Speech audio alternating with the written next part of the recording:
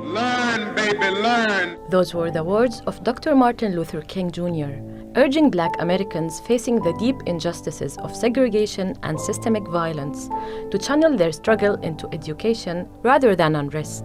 For Palestinians, MLK's quote is hauntingly relevant.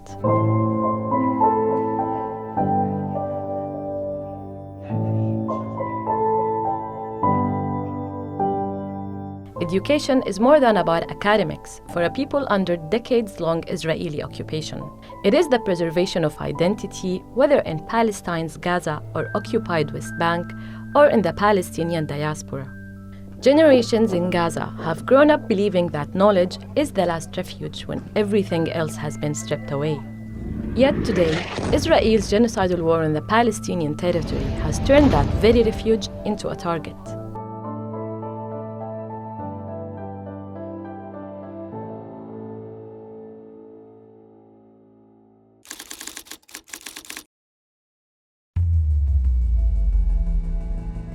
Since October 2023, Israel has bombed nearly 90% of Gaza's schools and universities, wiping out the pillars of its intellectual life. The Islamic University of Gaza, once home to 20,000 students, now lies in ruins. Al-Azhar University's two main campuses were flattened by repeated Israeli airstrikes. Isra University, which housed Gaza's National Museum and over 3,000 ancient artifacts, was looted, then blown up. Today, these institutions exist only in memory and in the visual archives of students who made it out alive.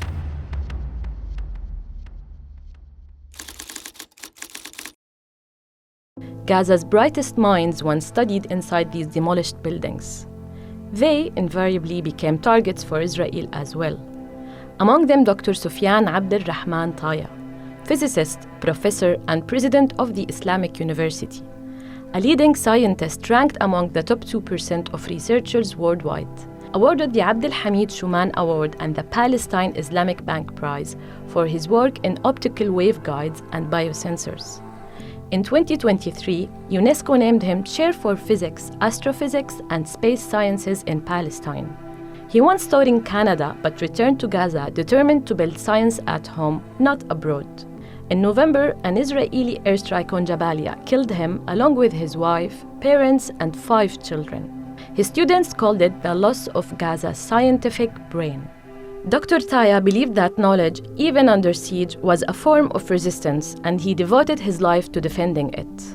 Rifat Al-Arir, writer, teacher, and one of Gaza's most powerful voices, spent his life teaching students how to tell their own stories. He co-founded We Are Not Numbers, a project that trained young Palestinians to write and report in English, giving them a global voice. Rifat's cousin said the Israeli army likely targeted him because of his scholarship, fluency in English, and influence.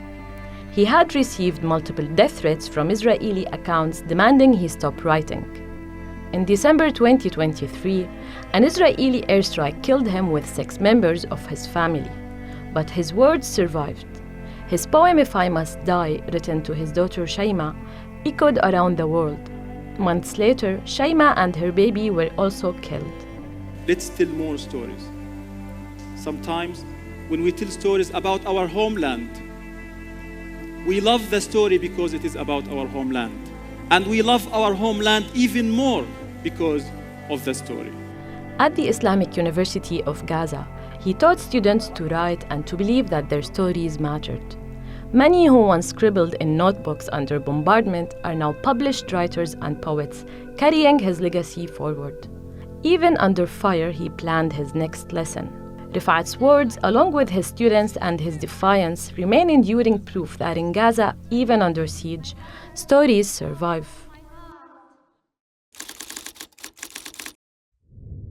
In Gaza's hospitals, Israel's bombs didn't just kill patients.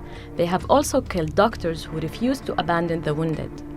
Since October 2023, 26 out of Gaza's 36 hospitals have been damaged or destroyed. More than 500 clinics and primarily health centers have been partially or completely ruined, leaving millions without basic care. All under the never-proven claim that Hamas is using hospitals as bases. Why don't you go with your family south? And if I go, who treats my patients? They are not animals. They have the right to receive proper health care. You think I went to medical school and for my postgraduate degrees for a total of 14 years, so I think only about my life and not my patients? I'm asking you, ma'am, do you think this is the reason why I went to med school? To think only about my life? Dr. Hammam Al-Loh, Gaza's only kidney specialist, spent 14 years studying medicine abroad but returned home to serve his people. At Al-Shifa and Al-Aqsa Martyrs hospitals, he treated patients day and night, often sleeping beside them.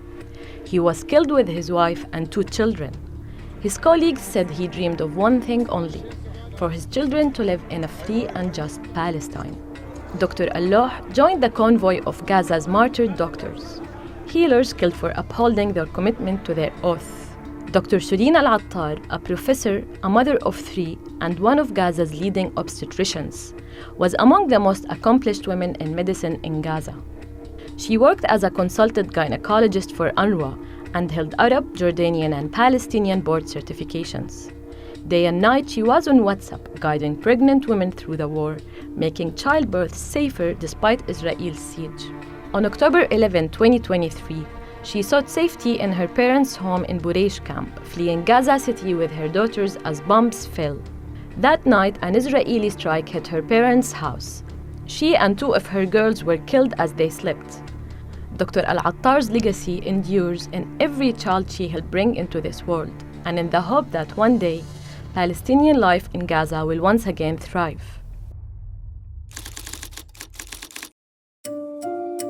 The Press House, a haven for journalists in Gaza, a place where stories were born and truth was nurtured.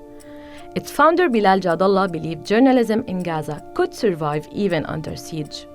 For 10 years, he built a politically independent space for Palestinian reporting, one that stood above fear and faction. On October 8, 2023, as Israel's assault on Gaza began, journalists gathered at the Press House to collect their vests and helmets and plan their coverage. They didn't know they were preparing for their own deaths. That day marked the start of a relentless campaign against the press in Gaza, a campaign that has since claimed the lives of more than 270 journalists. Jadallah was among the first to be killed. An Israeli tank shell struck near the car he was driving. He was still bleeding when they found him. Shrapnel lodged in his head. He died shortly after. What followed was the erasure of his dream, the Press House once alive with keyboards, cameras, and conversation, reduced to rubble.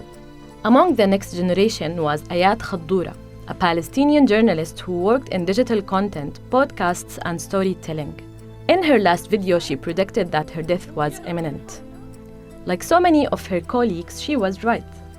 Ayat and her family were killed in an Israeli airstrike on their home in Beit Lahia. اليوم أحلامنا إنه لو استشهدنا نستشهد جسد واحد، إنه الناس تعرفنا، ما نكون أشلاء، إنه نحط بكيس.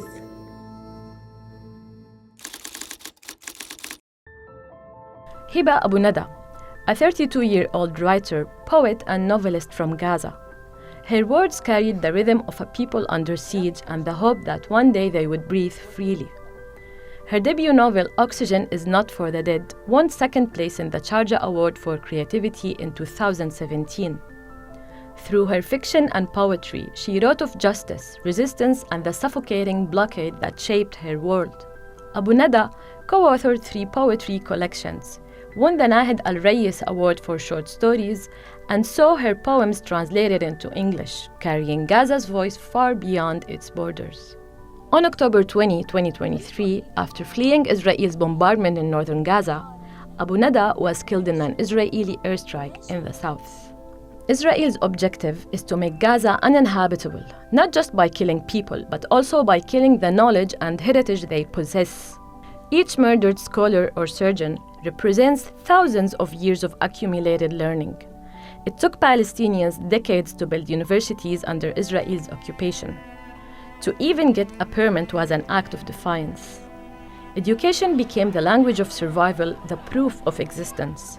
The oft-repeated lie of Hamas tunnels under almost every building in Gaza gave Israel the cover to destroy every symbol of Palestinian life, intellect, and hope for a free future. These figures are likely conservative. Hundreds of thousands of stories remain untold. But what's clear is this: Gaza's intellects, doctors, poets, and teachers were not collateral damage. They were the blueprint for a future Israel is determined to erase. We know that it's very bleak, it's very dark. There's no way out. What should we do? Like, drown? Like, commit mass suicide? Is this what Israel wants? And we're not going to do that. I'm an academic. Probably the toughest thing I have at home is an expo marker. But if the Israelis invade, if they barge at us, charge at us, open door to door to massacre us, I'm going to use that marker, throw it at the Israeli soldiers, even if that is the last thing that I would be able to do. And this is the feeling of everybody. We are helpless. We have nothing to lose.